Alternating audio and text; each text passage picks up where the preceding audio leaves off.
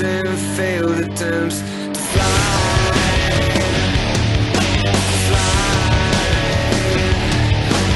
We were meant to live for so much more, and we lost ourselves. Somewhere we live inside, somewhere we live inside.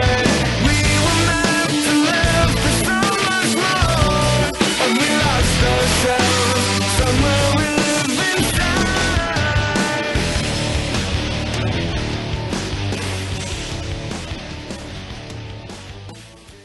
Some of America's military veterans, men and women, we all owe a tremendous debt to, are dying. It all started with an investigation by CNN that found veterans aren't getting the care they deserve. They're dying needlessly because of long waits and delayed care at some U.S. veterans' hospitals. The response in Washington was predictable. Are people, quote unquote, cooking the books? First, the defense from the man in charge. I'm not aware, other than a number of isolated cases. Then, the outreach from Congress. Responded to over 100,000 requests for information. Ma'am, veterans died. Then, the ritual resignation. That breach of integrity is irresponsible, it is indefensible and unacceptable. And then a promise to do things better.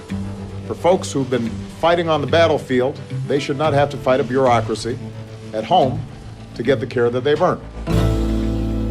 They shouldn't, but they are. This world's got to offer. We want more than this world's got to offer. Prescription drug abuse and overdose has taken so many lives in America that the White House classifies it as an epidemic. Sadly, our nation's veterans are some of the most at risk of becoming addicted to prescription drugs. Veterans like Nick Stefanovic. I got discharged, honorably discharged from the Marine Corps in 2006. And when I came home is when I started using pills. What were you taking? Oxycontin. Oxycontin is an opioid prescribed to treat severe acute or chronic pain. Veterans hospitals are increasingly prescribing the drug to people with chronic pain who also have post-traumatic stress disorder. It almost cures the type of mental health disorders that you come back from combat with immediately. But mental illness can increase a person's risk of addiction.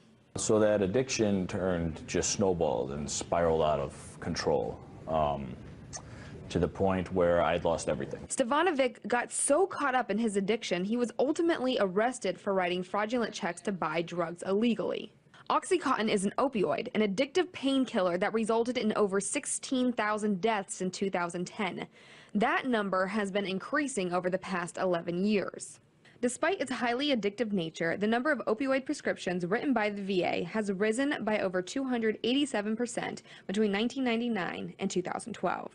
Dare you to move, dare you to move, dare you to lift yourself up off the floor. Here in San Diego, California, among the largest concentration of homeless veterans in the country, Army veteran Todd Vance is building a nonprofit mixed martial arts team that he hopes will end the debate on whether MMA is a legitimate alternative therapy to treat PTSD.